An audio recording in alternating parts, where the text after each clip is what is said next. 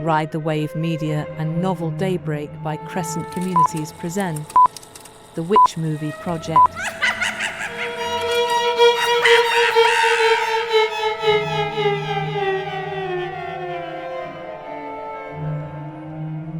Oh my gosh, I still can't get used to that, Courtney, that violin. A witch going, man, it's just still scaring me a little bit. I actually have nightmares about that now. Like I hear that in my sleep. It might just be because I have this show on loop. I don't know. What were you gonna say? It's attention grabbing, you know.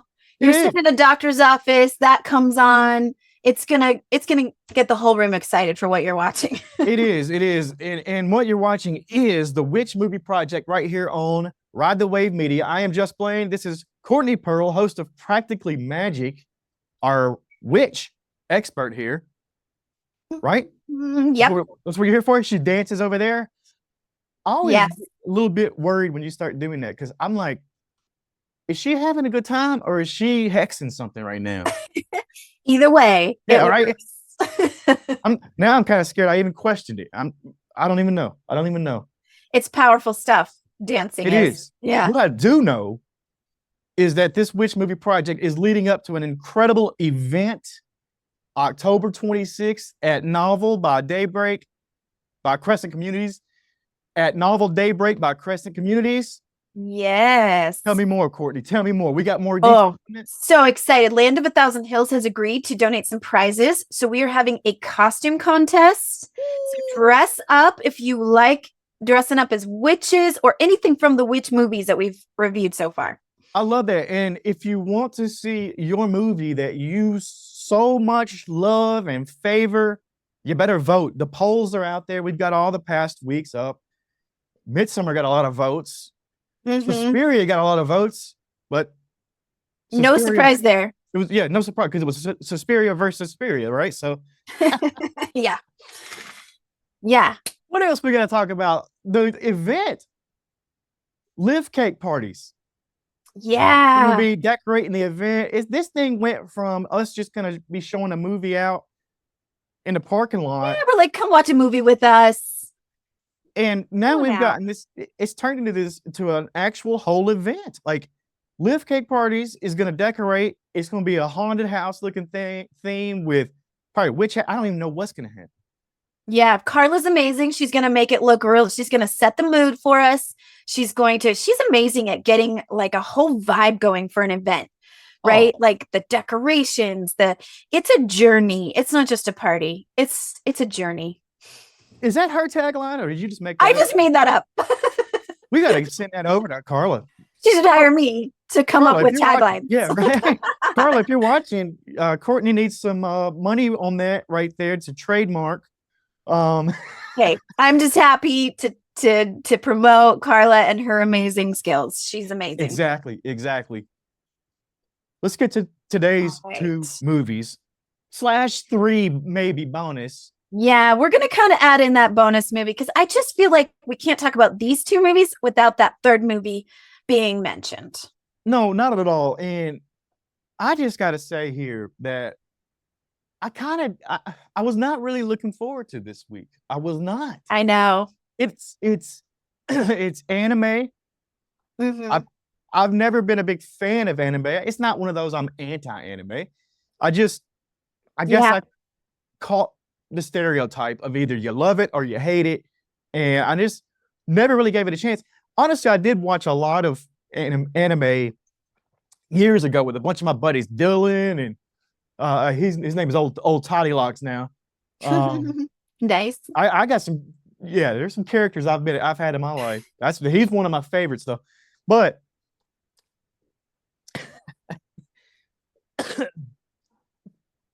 I'm thinking about those times now. I'm like, all right, I'm reminiscing. You got transported to another time. I did, but I put this off for far too long, and I gotta say that one reason was it was anime. Another reason was, let me tell you how this happened because it was really messed up. I was in Hollywood for a red carpet event. Yes, I'm tooting my own horn.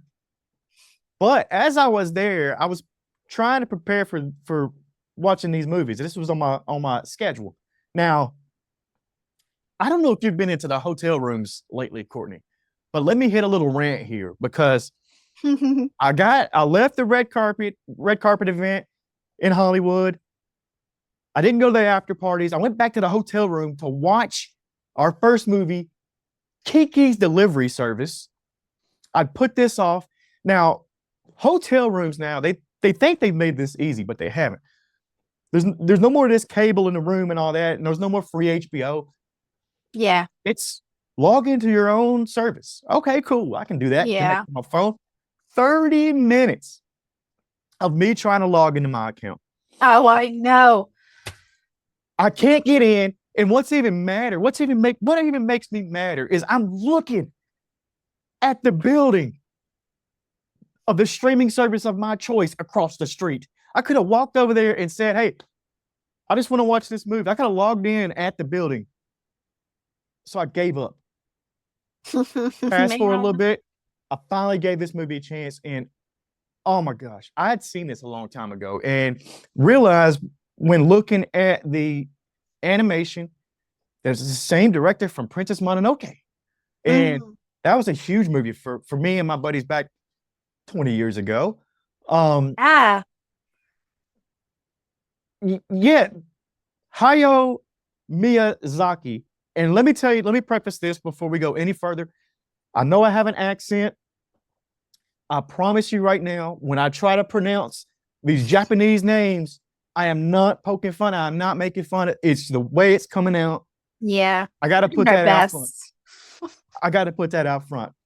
But Hayao Miyazaki, the director of this movie, and Princess Mononoke, and our other movie, Howl's Moving Castle, which is incredible as well.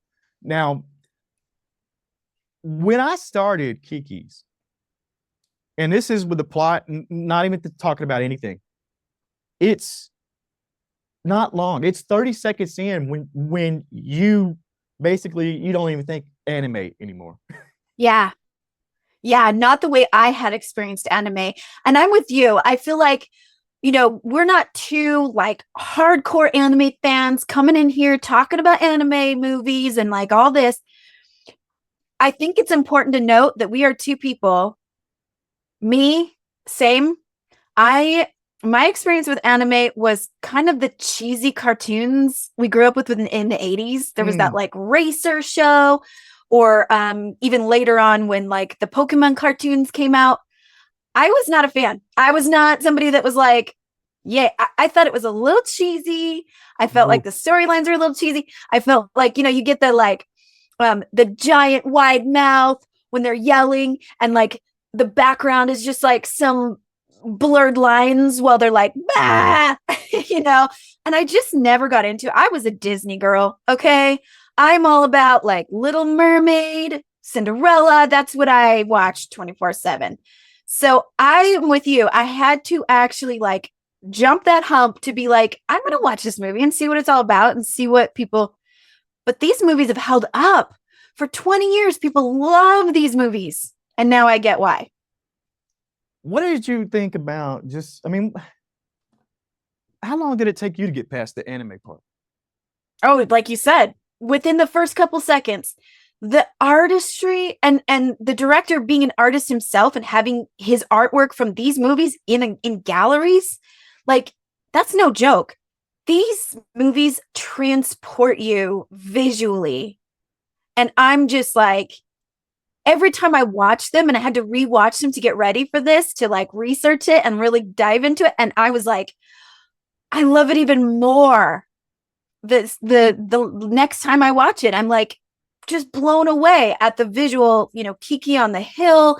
It's kind of a, it's never specific about what the setting is, but a lot of them are kind of Northern European inspired places or setting, even though them being Japanese movies. Yeah. Which makes it, you're not really sure where it is. And it's a part of your imagination. Like you said, this thing transports you, it transports your imagination, and really you become immersed. And not just this film, but pretty much any film he does. Like that's kind for sure. The town Kuriko, where it starts, that's where We got a teenage witch, Yeah. one talking black cat, one broomstick. Yep. She basically leaves her house to find her place in the world. And Kariko was, fun fact for you, was based off of Stockholm and Visby, Mm-hmm. Swedish towns. So good call there on the European towns, but still not knowing where they're actually placed. Now, it's sort of vague. It's like generic, even in like Howl's Moving Castle, you're never quite sure what time period we're in, because things are a little like, they have like these steam locomotive trolleys that are going around the town and stuff. So it's like, I'm not really sure. It's just, it exists beyond time and space. I love that, because in Howl's, you don't even really know where you are when you jump inside of the moving castle, because to me, and I had surround sound, so there's bass going, there's all this, and there's lots of noise, and the castle's moving, and I'm like, man, this is rumbling. They go inside, they close the door, and it all stops, movement and everything. I was like, that was still cool experience right there. Incredible. Back to Kiki and Gigi. That's the cat's name, Gigi. Yes. Who is the English voice, Phil Hartman. Yes, absolutely. And this just caused me to go into a deep dive, because we know Phil's passing was tragic. And I don't know what caused me to do it, but I started just going on a deep dive, and I ended up following his daughter on Instagram. Nice. Like, oh, she's doing some amazing things over here. And I'm like, how sad and tragic for her to lose her parents so young. But then I'm like, wow, she's doing some cool stuff. So I would just start following her. And what's she up to? She has this whole Instagram. She's got some amazing photography. And well, I'll tag that later. We'll go on that tangent. And we'll have to invite her out to the Wittc movie project screening. It would be amazing, right? To be like, hey, in honor of your dad. I mean, I loved Phil Hartman, loved everything he did. So anyway, that's a whole side thing. But he voices the cat. It's an amazing job there. He did some voiceover work for cartoons and different animated features. Yes. In his career. But what's interesting to know about the cast here, the English cast, right? Like, it was dubbed in English by English actors, which is what I focused on, because that's what I watched. But a young Josh Hutcherson as Markle, as was in Howl's Moving Castle. Sorry, that was a different cast list. It's all right. I was excited. Josh Hutcherson. Sorry, I was excited.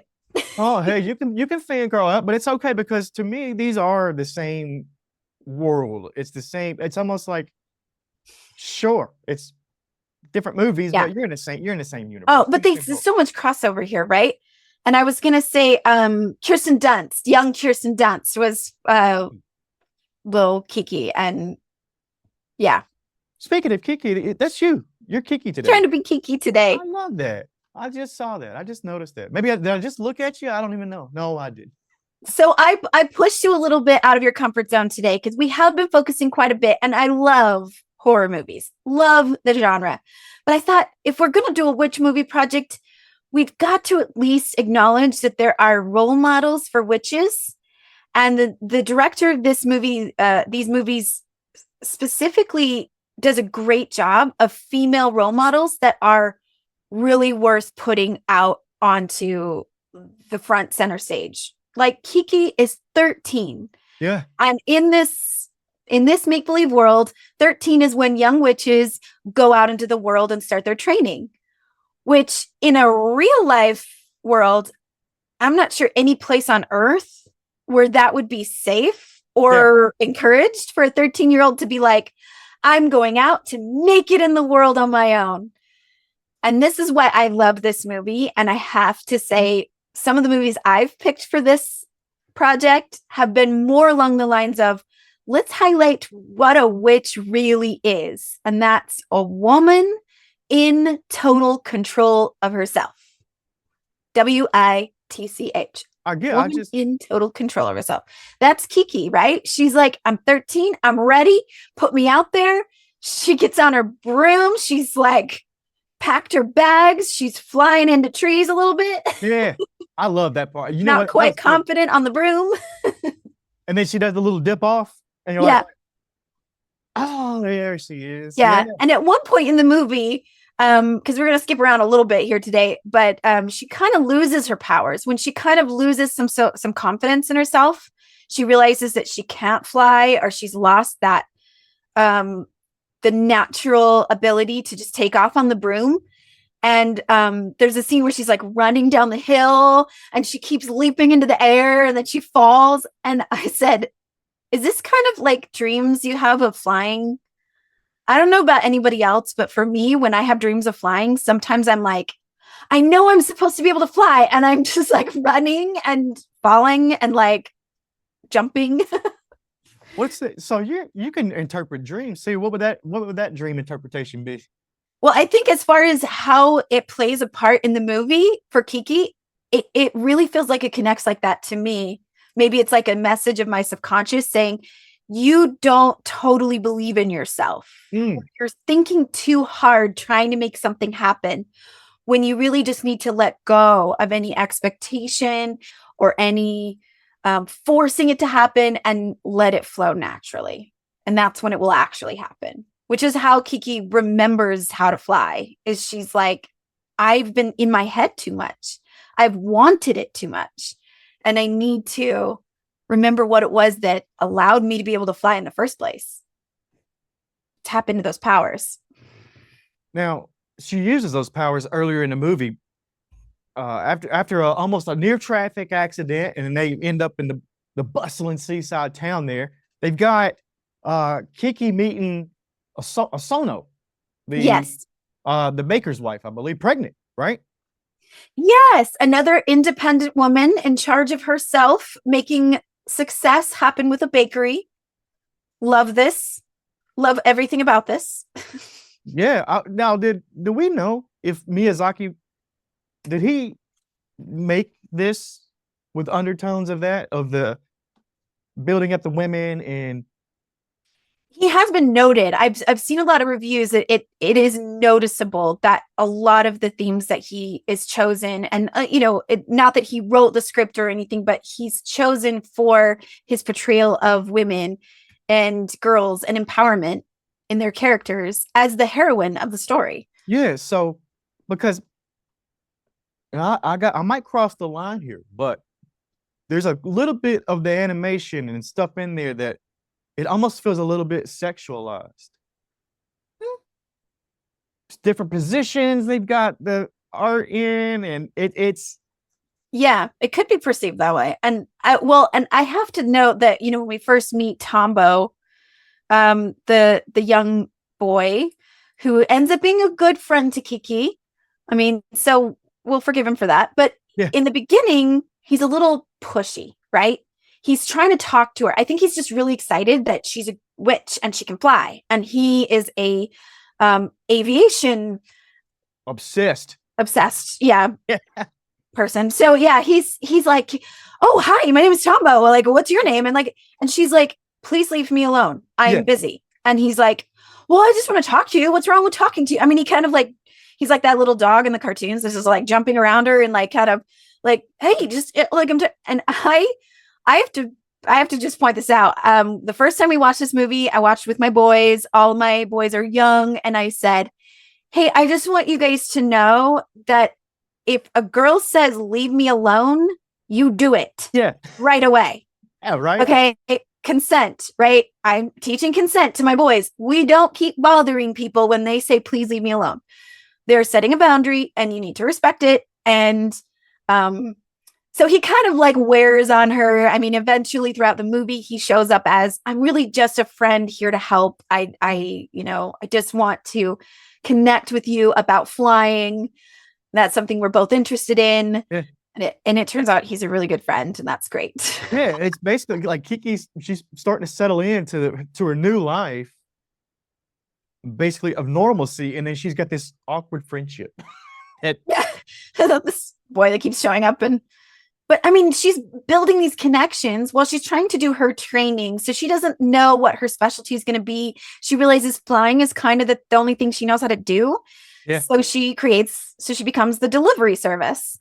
And people pay her to deliver things around town or into other towns. And and also delivering bread for the bakery while she gets to have room and board there. I mean, she's really making her way little by little. As we were talking about earlier, off camera, off recording, we were saying business is made by relationships. And that's what Kiki's doing. She's like, I'll do this for you if you'll help me out here. And she meets the little old ladies who help her out with a job later. She's building these little relationships. And let me just throw this out there. When Tombo's introduced, there's a cameo. Hayao Miyazaki himself is in the movie right there. There's a cameo. I didn't know that. Oh yeah. I need to watch it again now. You're gonna have to. Everybody out there is gonna have to go watch that. So Kiki hits some rough patches, and then she works to, get her confidence back, and she's one witch on a mission. Mm-hmm. All the way to the climactic rescue of Tombo, her friend, her poor little goofy, weird little friend. She believes she's lost her powers at that point, so she's kind of in a depressed state. She stays in bed. She's sick for one of the scenes, and then she just kind of she loses confidence in herself, as we all do from time to time, and ends up having to rescue him because he's hanging from what do they call it? It's a blimp, but they use a different word for it. Airship, I think, or something like that. Airship, something like that. Yeah. So here she is bouncing off of like buildings on her broom. She has to like grab a broom from someone because hers broke. Which, when you talk about sexualizing witches a little bit, I will just point out that the idea of Besoms, which is the broom, the broom itself was called Besoms, and broom is a type of herb or grass that you use to make a besom with. So we all just call them brooms.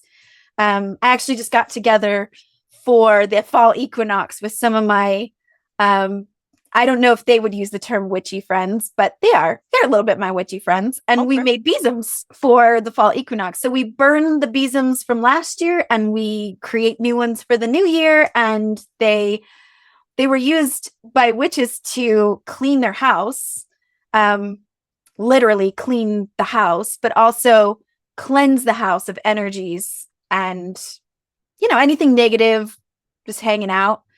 But there is some correlation possibly with besoms and perhaps a kind of sexual connotation to brooms and what they might represent. So I'll leave you with the imagination of what that might be.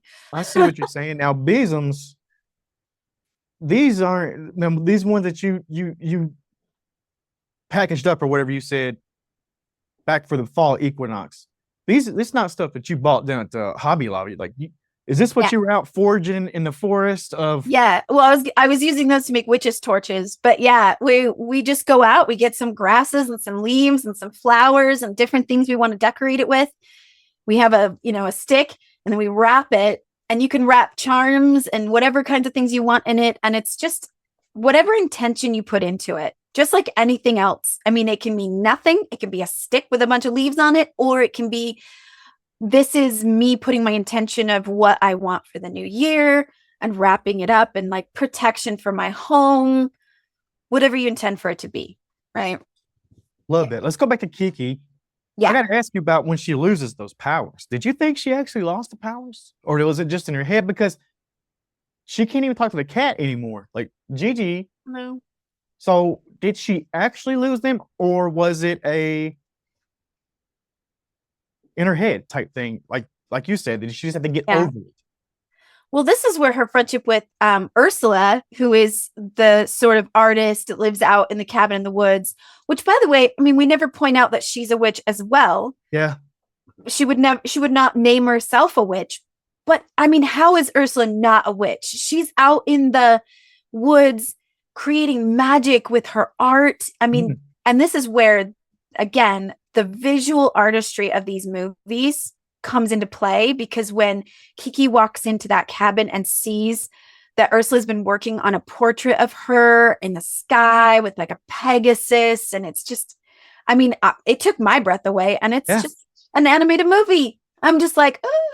She's making magic in the woods, sketching out this art and making art with, with her skills. And she explains to Kiki, like, hey, when I started doing art when I was little, it's all I could do. It was all I wanted to do. It's all I thought about all day long.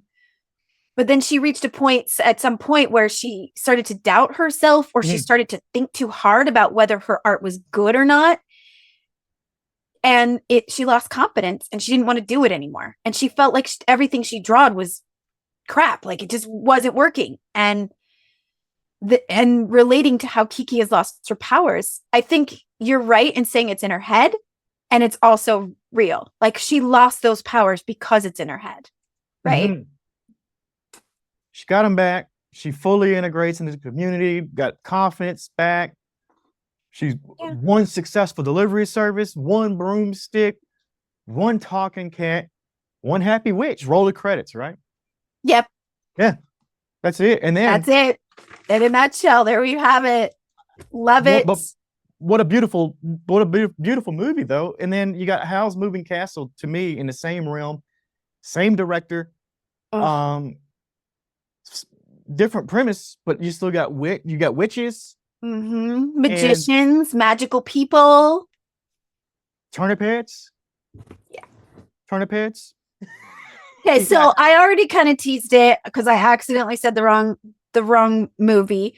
But Josh Hutcherson in the cast in Howl's Moving Castle of the little boy Markle, which was supposed to be Michael, but I think in the translation of how to say Michael, it didn't work out. So his name ended up being Markle. So that's how that came about. But Christian Bale, this is the second Batman to do voiceover work for the studios. Michael Keaton was in another movie of the same studios. Ghibli. There's a million ways to pronounce this from what I've seen. Yeah. I think I say Ghibli, but I'm not sure if that's right. Because again, we're not like super huge fan, like, so the fandom of the studios can forgive us maybe a little bit. Please. Yeah. Please. Emily Mortimer playing the young Sophie. Yeah. In this. And Christian Bale's Hal. He is Hal. Yes, is Hal. Correct. Yeah. Oh.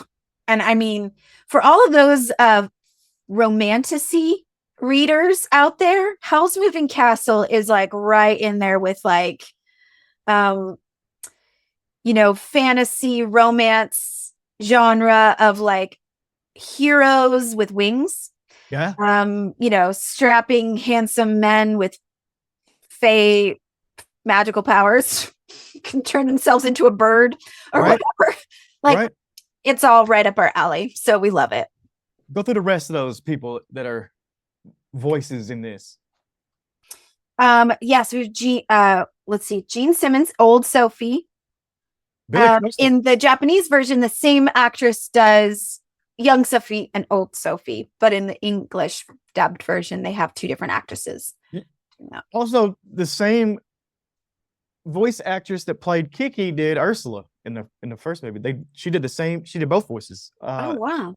I was also saying Billy Crystal played Calcifer in Howl's. Yeah, I picked up his voice instantly. I was like, oh yeah. That's one of those that like, yeah. And I was just watching the our third bonus movie, Spirited Away, last night. The cast was not quite as well known to me, but the voice of the guy that does the dragon, and I was like, oh, that voice. So like before I looked it up, I was just listening to it going, that's so familiar. Who is that? Oh, So Billy Crystal, that's definitely one that you listen to and you're like, oh, I know that one. I know that. Yeah. For sure. You got anything else on the cast there before we get into the movie? No, I think we'll get into Howl's Moving Castle. We'll focus. We got this. Howl's Moving Castle is incredible. I mean, I really I forgot how much I liked it. And then I watched it again and I was like, oh, this movie is amazing. Once again, animation right off the jump is incredible. Hooks you, brings you in. We got basically in the first little bit of the movie, you got Sophie Sophie's a witch, or not a witch? Yes. Okay. So that's up for debate. However, I will say that this Howl's Moving Castle was it was inspired by a book. Howl's Moving Castle was a novel by Diana Wynne Jones, who wrote the book. And in the book, Sophie has powers. Mhm. And she has a fire demon. I don't know if it's Calcifer, but she has her own fire demon. So I haven't Right. read the novel. I don't know how that works, but she does have powers of her own. And they decided when making the movie, they adapted it, they changed some things. The author was still really incredibly happy with how everything turned out. She was very like supportive of them making changes. But that was one thing that was a little bit different. And when you watch the movie, it feels like Sophie doesn't have powers. However, I would dare say that definitely she has powers. Okay. But it's not concrete. Like, this is up for Yeah. debate. May not look like the way that Howl has powers. It may not look like the way that the Witch of the Waste has powers, but she has influence in a certain way that is undeniable, right? And several Yep. times they say things like, she comes right in and she starts like, I don't know, kind of bossing Calcifier around. She's like, do this, and, here, move there, do this. And she shakes up the castle, Markle, Calcifier, Howl that lived together there in the castle. Like, she shakes things up and they're like, wow, Calcifier doesn't usually listen to anybody else. Yeah. Like, so how can you deny that she doesn't have some influence on how this all plays out? And Calcifer's a fire demon, so if he's listening, then she's probably got some sort of supernatural control or something, right? She I has like that. some authority for sure. Now, And I want to point out, so as we're going through the movie, we start out, so we have, again, Sophie as in the beginning, she's a young girl. She makes hats in her father's hat shop, and she's moving through the city. She gets cornered by some soldiers and they're harassing her. yeah, So we have kind of a similar situation in what was going on with Kiki, where she's getting kind of bombarded by Tombo and she's like, leave me alone. But Sophie's not strong enough in herself yet to say something. She's very meek. You can see her kind of being scared. And they're like, ooh, what's the little mouse afraid of? Oh, she's even cuter when she's scared. And again, I had to point out, I'm like, hey, this is not okay. yeah. We don't act like this to people. It's And a good rule. Those are grown men to a little girl too. And Yeah. it's borderline uncomfortable to watch that part, honestly. Yeah. And I mean, it being a family movie, it's like, this is interesting that we're showing this kind of side of things where it can be like, this is how women feel all the time, Oh, as opposed to how Kiki feels confident, 13 years old, going out into the world to make her fortune, go out and do her thing. She's not scared at all. But I mean, Sophie has reason to be scared. She's like, there's soldiers everywhere. there's a war. There's a war going on. Yeah, and the During war this plays whole a pretty big part of the movie too. Yeah. And right here, though, Sophie goes into the hat shop. We got to mention this. It's at the very beginning of the movie, early on. This old lady walks in, tells her she's tacky, tells her she's the tackiest thing in there. She tells her to leave, and then she does this thing and basically whooshes through Sophie, and it puts a spell on her. And we find out that this is the Witch of the Waste. And this spell turns her into an old lady. It basically, she looks like a witch that you think would be a stereotypical witch, really. Yeah, and she looks similar to the witch in Spirited Away. There's a witch with kind of exaggerated wrinkles, really large nose, like that kind of look, which I love about the animation too. I just have to point out, I love the detail. I mean, just take a moment, freeze frame any part of this movie, any of these movies, and look at the background. Yeah. Like the setting, the carpet, the rugs, the molding on the walls. I mean, just everything is so detailed. Before, CGI was used, probably it's real art. I don't. Did we even mention Miyazaki? He's an artist as well. He's not just the director. Like, he's, that's an incredible talent to be able to put all that together and bring these worlds, this universe together, that's what a lot of anime is. You mentioned earlier Yeah. Pokemon and all that, which you're gonna make a lot of people mad there. We're gonna have some hate mail. That's okay. You go right ahead. My son already gives it to me every day. He's like, Mom, I love Pokemon so much. And I'm like, yeah, it's great. You know what, though? I started thinking about this and I was like, me saying, oh, I don't like anime. I'm a huge fan of The Legend of Zelda. I've played those games. That's anime. Yeah. That's anime. I've been playing that stuff for 20 plus years. Yeah, I think we're bigger fans than we think we are. We are. And I think it really I don't want to go off on a tangent, but it got a bad rap somewhere along the way. And it was polarizing. Maybe it's the same type of situation that certain fan bases have of stuff, that it almost turns other people off to what they're doing. Yeah. I don't know. I think what I'm trying to say is I'm happy to be wrong. I'm completely letting my bias out there. I'm admitting that I had bias against it and it wasn't fair and that was wrong of me. And I apologize to all the anime and fans of anime forever and ever, because I'm in now. I've been transformed by these movies. Same here. She speaks for me out there. She speaks for me. And thank you to HBO Max for recommending me nothing but anime now, because that's what it is across the. It's all you liked that, watch this next. I'm like, okay, I will. And you better believe I will. Yeah. So the detail. Back to how. So we have the wrinkles in her face, the details, and and I will point out, then you see old Sophie start this adventure. Mm-hmm. Old Sophie. She wakes up, she's like 90 years old in her body. She can't even stand up straight. She's so old and crooked and bent. And you hear her pain. She's like, oh, this old body. And I'm so impressed that she looks in the mirror that first day and she's like, all right, yeah, we can work with this. I was like, really? Yeah. I woke up and I was 90 the next day. I'd be like, oh my gosh, what am I going to do? I mean, I'm a little bit vain. I'll be honest. I don't want to look young forever, but I love this. I love that she loves herself old. And you see a different Sophie from when she was the scared little mouse in the beginning. She becomes brave. She goes out and she starts this adventure. She is not even afraid to jump on Howl's moving castle, which she thought was someone. The rumors are that Howl eats the hearts of young girls. Like, she eats their hearts. And she's like, well, now that I'm old, I guess I have nothing to fear. And she just hops right in. And I love it. And not only that, but she moves in to the castle and just gets comfortable. Like, things start to change. Like you said earlier, people start to listen to her, and you even have the Witch of the Waste moving in with her.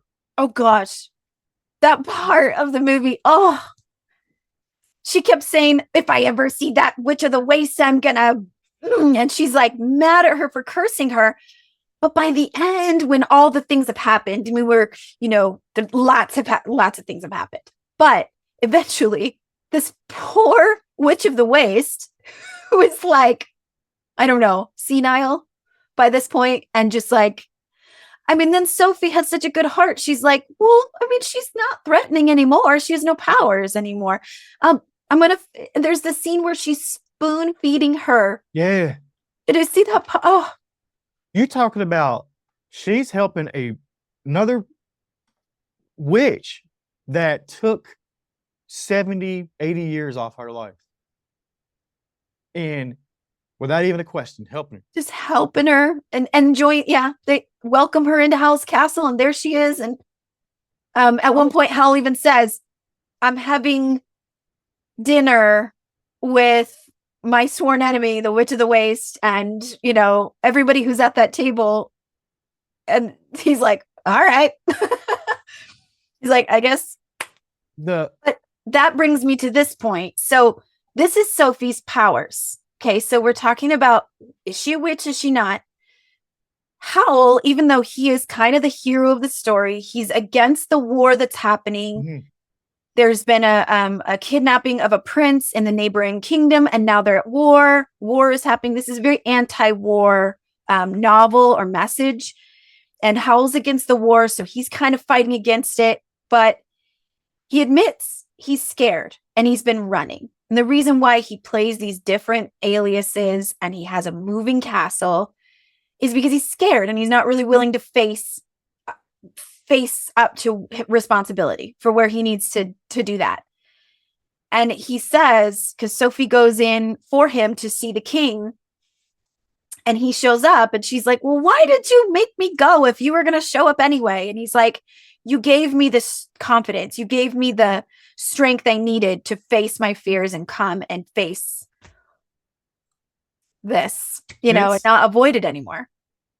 And that's an incredible thing for to happen and be said. And it's a huge theme of the movie, really.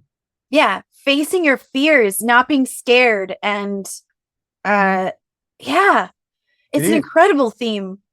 I think another theme, underlying theme, is the fact that Sophie does take care of the Witch of the Waste. And there's Calcifer. To me, it's that when you're in high school, it's that outcast group. It's the clique. It's the people who are like, oh, that's the skater kids or the goth kids. But they kind of take on that themselves. And maybe that's why Sophie helped out the Witch of the Waste. She's like, she's just as bad off as I am now. It doesn't matter that she did it to me. Yeah. Like, if I don't help her, no one will. And at the same time, it's a bonus to Sophie, so. Yeah. And you see this already in when they meet up at the castle to meet up with the king.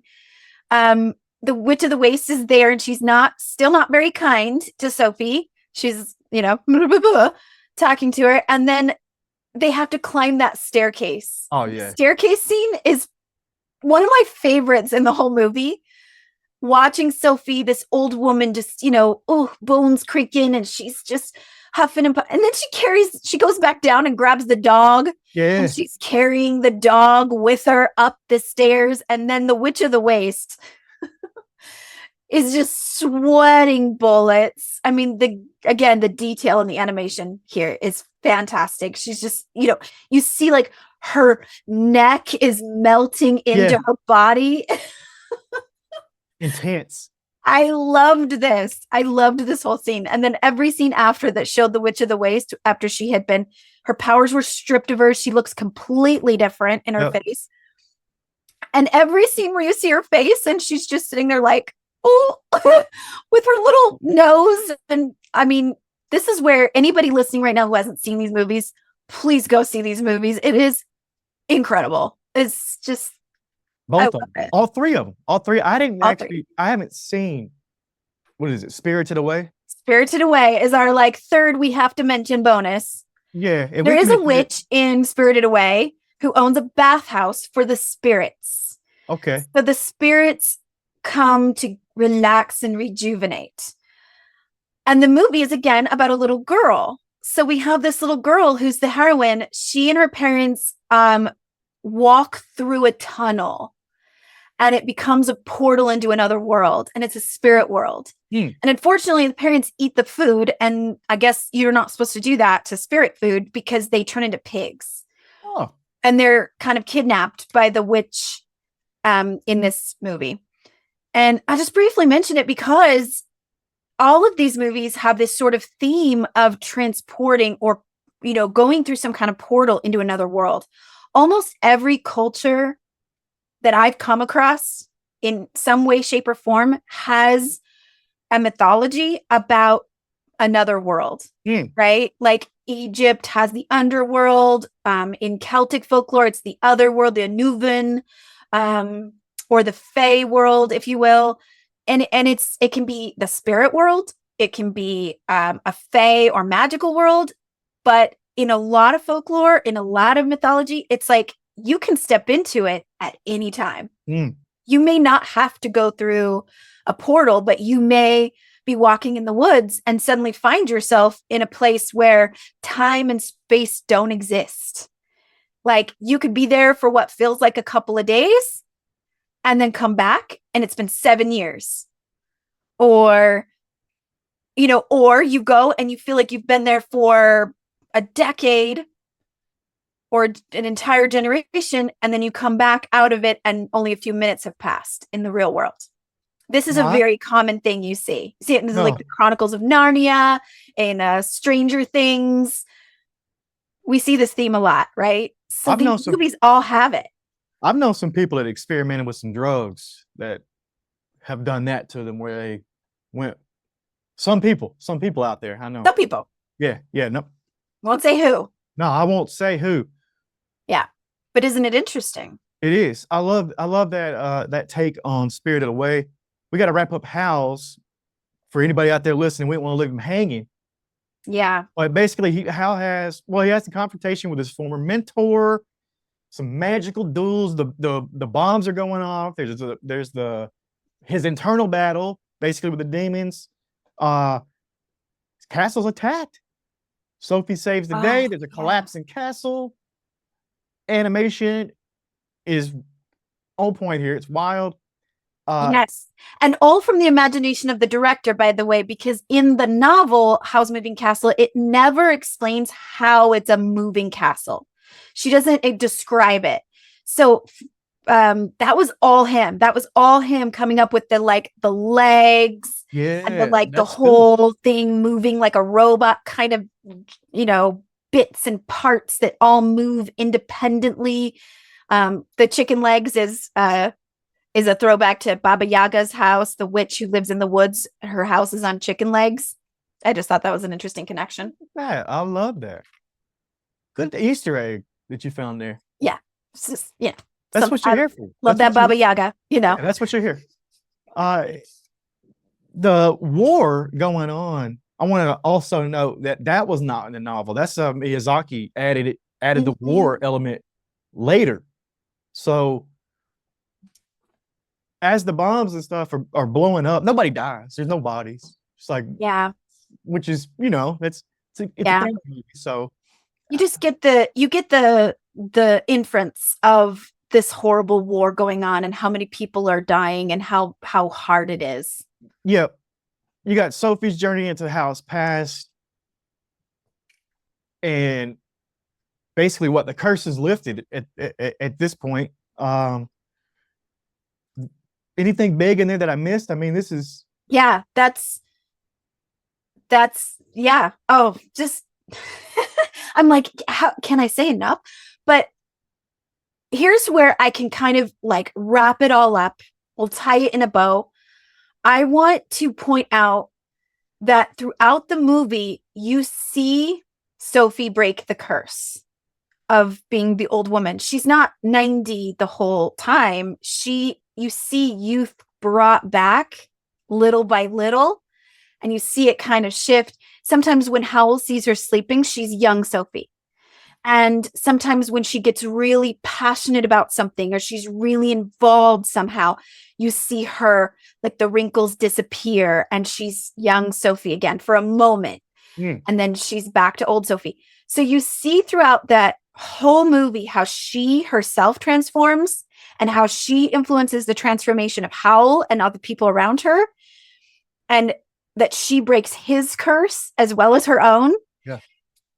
And in both Kiki and in Howl's Moving Castle, these themes I think are really important for me to bring forward in this series we are doing, Witch Movie Project, because we're going to have a lot of fun with witches. We're going to have a lot of fun with seeing how they can show up in sort of evil ways. But I want to highlight that the true meaning of witch is every person, especially women, who empower themselves to be independent, to take care of themselves.